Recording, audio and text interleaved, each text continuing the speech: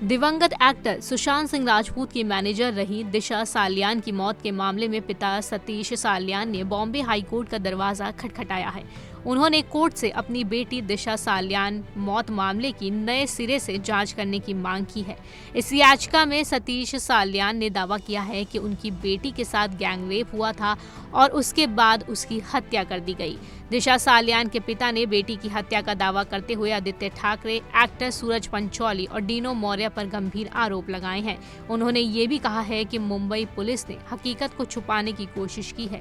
सतीश सालियान ने आदित्य ठाकरे पर यह भी आरोप लगाया है कि सुशांत सिंह राजपूत की मौत के बाद उन्होंने रिया चक्रवर्ती को 44 बार फोन लगाया। सतीश सालियान ने याचिका में कहा है कि दिशा की मौत अचानक नहीं हुई, पहले उनके साथ गैंगरेप हुआ और फिर उनका मर्डर कर दिया गया।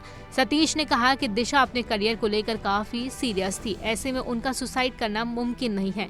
उस समय मुझे ये विश्वास दिलाया गया कि मेरी बेटी की मौत एक हादसा थी। पूर्व महापौर किशोर पेडनेकर, मालवनी पुलिस थाने के अधिकारी लगातार इस बात पर जोर दे रहे थे कि वह जो बात कह रहे हैं वो सच है। इन्हीं लोगों ने मेरे परिवार को लगातार दबाव में रखा और नजरबंद किया गया था। हमारी हर एक्टिविटी पर उनकी नजर थी। याचिका में यह भी कहा गया है कि मुंबई पुलिस ने दिशा के गैंगरेप और मर्डर को दबाने की कोशिश की।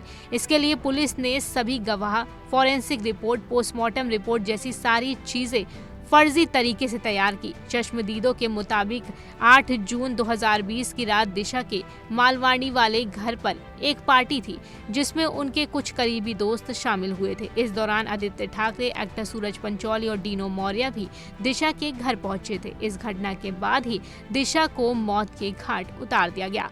याचिका में ये भी दावा किया गया है कि दिशा सालियान का मर्डर करने के बाद उनकी डेड बॉडी को दरवाजे के पीछे से हटाकर बाहर फेंका गया, लेकिन कहा यह गया कि उसने 14वीं मंजिल से कूदकर सुसाइड कर लिया। सतीश का कहना है कि दिशा की बॉडी पर सुसाइड से जुड़े कोई चोट के निशान नहीं थे, बल्कि रेप के निशान मिटाने के लिए मुंबई पुलिस ने दिशा के शव का पोस्टमार्टम कराने में 50 घंटे की देरी की।